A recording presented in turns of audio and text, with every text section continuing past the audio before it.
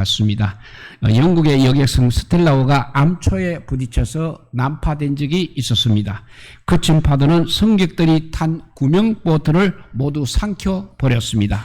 그런데 12명의 여성이 탄 구명보트는 노가 없어도 계속 그래도 균형을 유지하고 있었습니다.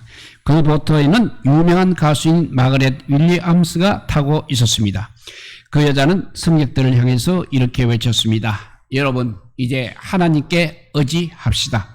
믿음의 징표로 함께 찬송을 부릅시다 하고 외쳤습니다.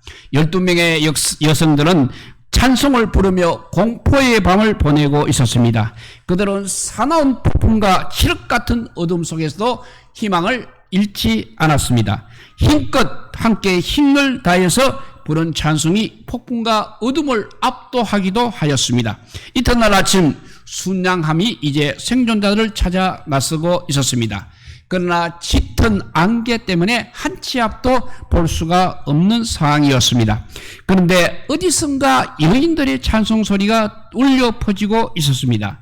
구조대원들이 소리의 근원지를 찾아가 보니 여인들이 구명보트에서 찬송을 부르고 있었습니다. 한 사람의 이 용기 있는 믿음이 12명의 여인들을 구출했다는 이야기가 되겠습니다. 신앙은 삶의 위기에서 더욱 빛이 나게 마련입니다. 고난 속에서 부르는 찬송은 기적을 창출하는 것입니다. 순양함만이 찬송 소리를 듣고 있는 것이 아니라는 것입니다. 우리의 가슴에 찬송을 심어주신 하나님께서 항상 우리들의 찬송에 귀를 기울이고 계십니다. 성도들의 찬양을 통해서 영광을 받으십니다. 그리고 일하시려고 찬송 중에 거하고 계십니다. 찬송 중에 계시면서 항상 들으시고 응답하십니다. 그리고 은혜 베푸심을 경험하며 우리는 살아가야 하겠습니다. 모래알이 모여서 해변이 되는 것입니다. 모래알이 모여서 사막이 되기도 하는 것입니다. 작은 세포가 모여서 한 몸을 이루게 합니다. 이렇듯 작은 것은 항상 위대한 것입니다. 작은 것에서 모든 것이 시작되는 것입니다. 작은 것을 소중히 여기는 사람, 작은 것을 소중히 여기는 사람, 그 사람이 행복한 사람입니다.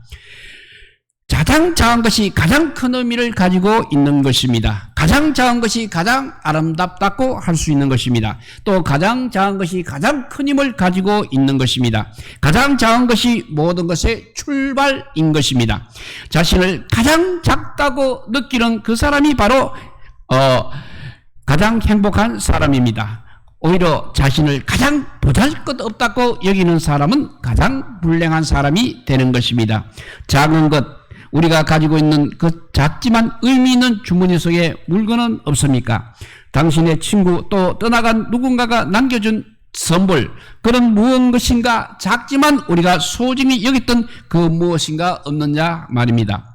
지금 한번 꺼내 보시기 바랍니다. 그리고는 그것에 담긴 작은 추억들을 떠올려 보시기 바랍니다. 아마 이가에 빙글의 미소가 떠오를 것이고 그 떠난 친구가 그리워질 것입니다. 그렇습니다.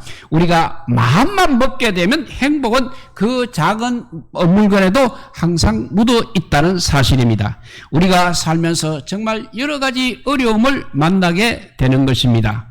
그때마다 전혀 엉뚱한 행동을 하거나 말을 하게 되면 여러 가지로 힘들고 오히려 더 어려운 일이 생기게 되는 것입니다.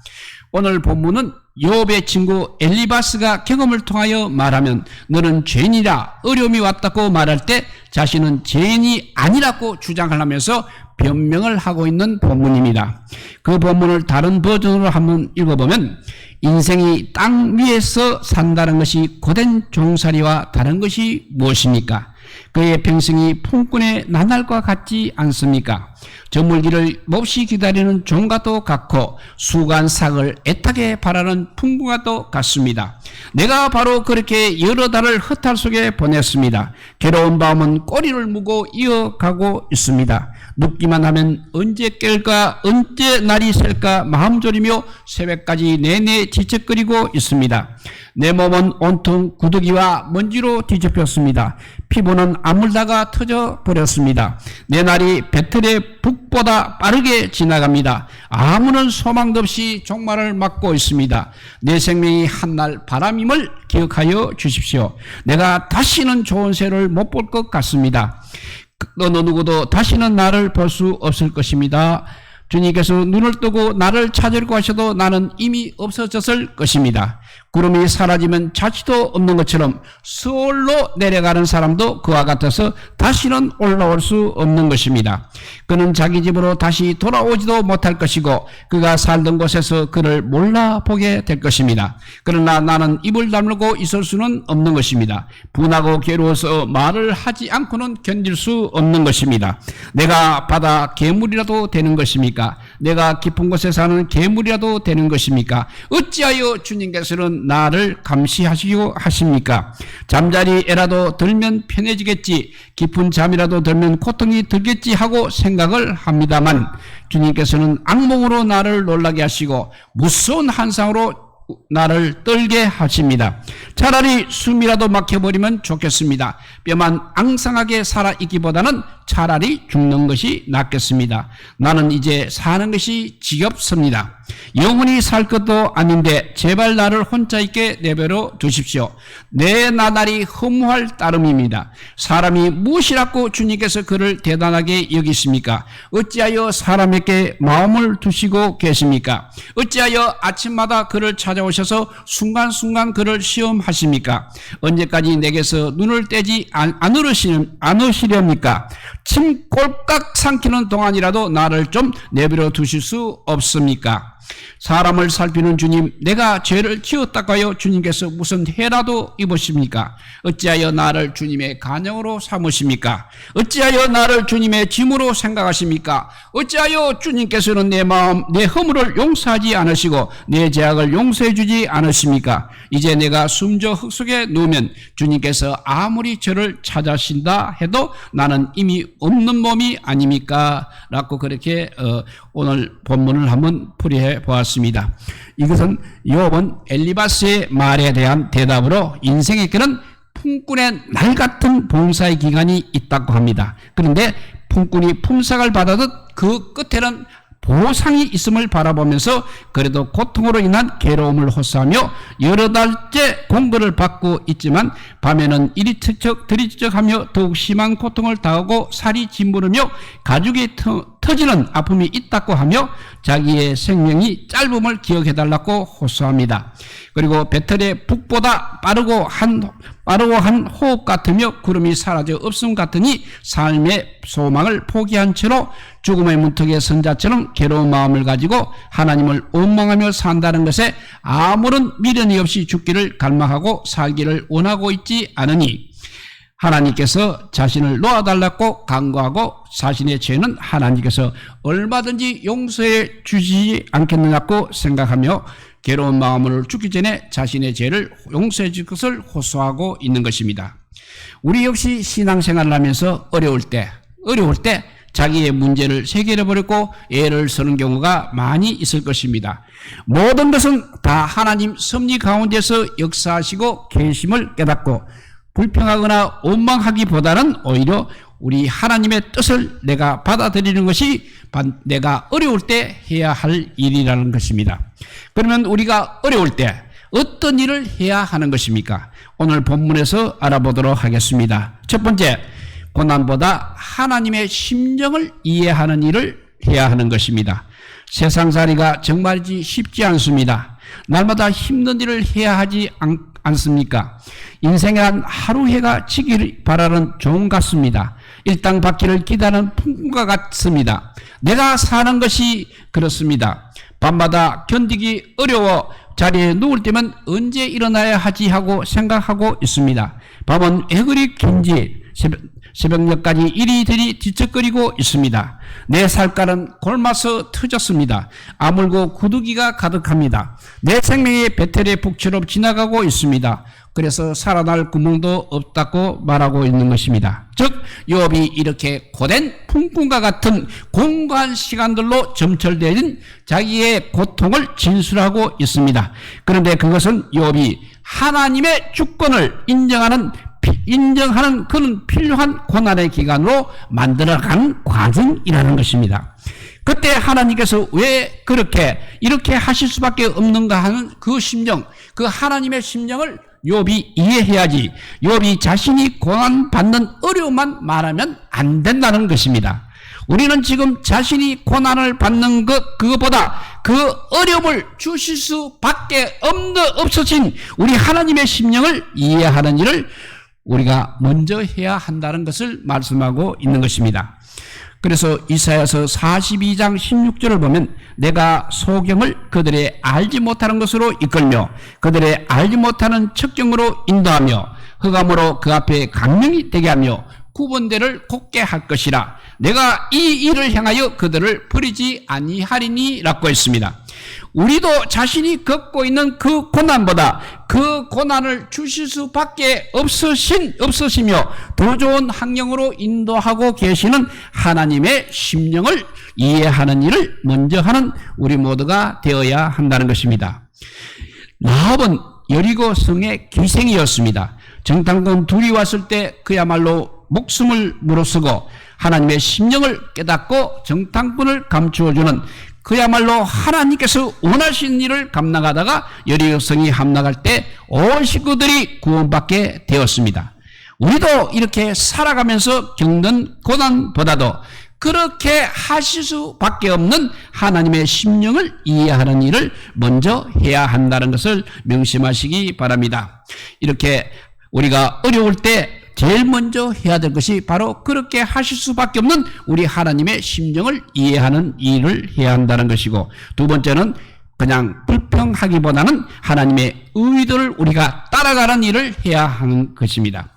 욥은 힘들고 어려워서 하나님 나를 기억해 주십시오. 내 생명이 너무 허무합니다. 내 눈은 이제 더 이상 기쁜 순간을 보지 못하겠습니다.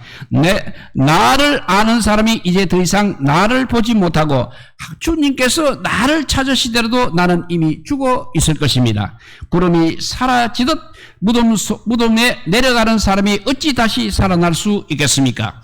그가 어떻게 다시 자기 집에 갈 수 있겠습니까? 집도 그를 다시 알아보지 못할 것입니다. 즉 하나님을 향해서 덧없는 인생에게 가혹한 고난을 주시면 여기 있지 않을 것이라고 호소하고, 내 생명이 호흡 같고 내 눈이 복된 것을 보지 못할 것이며 나를 다시 볼 수 없을 것이라고 이렇게 욥은 불평을 하고 있습니다. 그런데 우리는 어떤 일을 할 때도 그 원인이 있어야 결과가 있습니다. 때문에 그 일에서 우리는 불평하라보다도 우리 하나님께서 나에게 원하시는 의도를 따라가는 일을 먼저 해야 한다는 것입니다.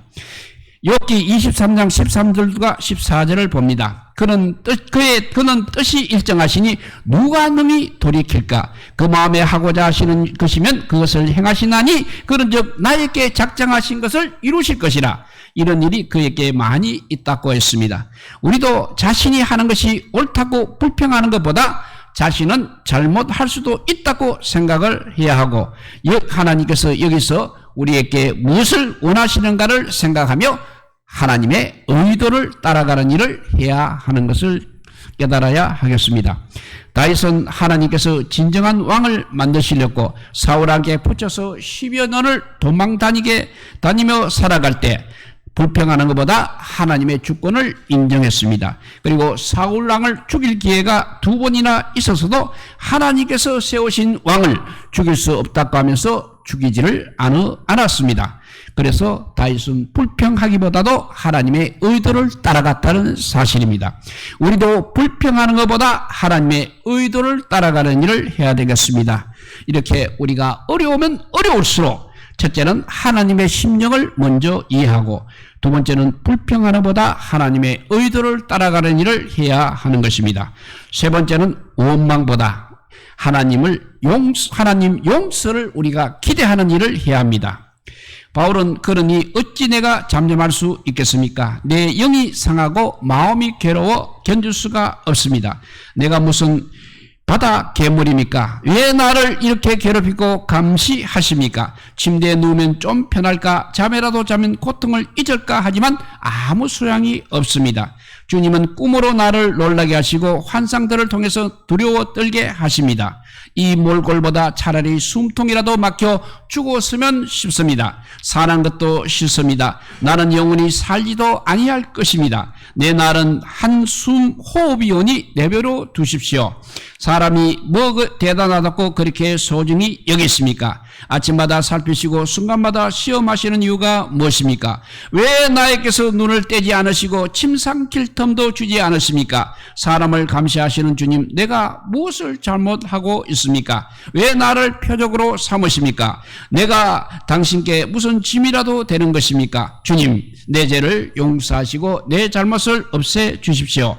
이제 내가 흙 속에서 잠들 것인데 그때에는 주님께서 나를 찾으셔도 나는 없을 것입니다 라고 말하고 있습니다. 즉 욥은 자신의 마음과 영혼의 괴로움으로 인해 삶에 해이하고 하나님을 원망하며 죽기를 갈망하며 감찰자 하나님께 자신의 미미한 존재를 잊어주시기를 원하며 하나님의 자비를 간청하고 있습니다. 우리 역시 살아가면서 안 되는 일이 생겼을 때, 어려운 일이 생겼을 때 다른 사람이나 하나님을 원망하기보다는 하나님 앞에서 잘못해서 그런 일이 생겼다고 인정을 하시고 하나님 용서를 기대하는 일을 해야 한다는 것을 우리에게 가르쳐주고 있습니다. 이사야서 55장 6절과 7절을 보면 너희는 여호와를 만날 만한 때에 찾으라. 가까이 계실 때 그를 부르라. 악인은 그 길을, 불의한 자는 그 생각을 부르고 여호와께로 돌아오라. 그리하면 그가 공률이 여기시리라. 우리 하나님께로 나아오라. 그가 너를 용서하시리라 했습니다. 우리도 어떤 일에서나 문제에서 원망하는 것보다 자신을 먼저 바라보시기 바랍니다. 그리고 하나님의 용서를 기대하는 일을 우리 모두가 하시기를 바랍니다. 모세는 시내산에서 하나님으로부터 십계명을 받기 위해서 40일 동안 있었을 때 시내산의 아래에 있던 백성들은 아론이랑 함께 금송아지를 만들어 놓고 춤추고 있었습니다. 그런데 그것을 보신 하나님께서 빨리 내려가 보라고 하셔서 내려가서 보고 돌파를 던져 버렸습니다. 이렇게 하나님과의 관계가 깨져서 하나님께서 가나안 땅으로 앞장서서 가지 않으실 것이라고 화를 내시자 하나님께서 안 가시면 능력이 없어서 이스라엘 백성들을 광야에서 다 죽였다고 하시며 어떻게 하시려고 그러시냐고 하면서 하나님 앞에 백성들의 죄를 먼저 용서해 주시라고 하나님 앞에 모세는 기도를 하였습니다. 그래서 하나님께서 다시 올라가신다고 받아주셨던 것입니다. 이렇게 원망하기보다 하나님의 용서를 기대하다가 이렇게 모세는 문제를 해결하였던 것입니다. 우리도 지금 되어지고 있는 일 가운데서 그 일이 내 마음대로 안 된다고 원망하기보단 자기 자신을 먼저 돌아보시고 하나님의 용서를 기대하시는 그런 사람이 되시기를 바랍니다. 이제 말씀을 정리합니다. 우리는 살아가면서 여러 가지 어려운 일을 만나게 됩니다. 그때 잘 안 되게 되면 주저앉고 뒤로 물러가며 포기하는 경우가 있을 것입니다. 그렇게 하면 안 되고 그때도 우리 하나님의 심정과 기대와 예서심을 기억하십시오.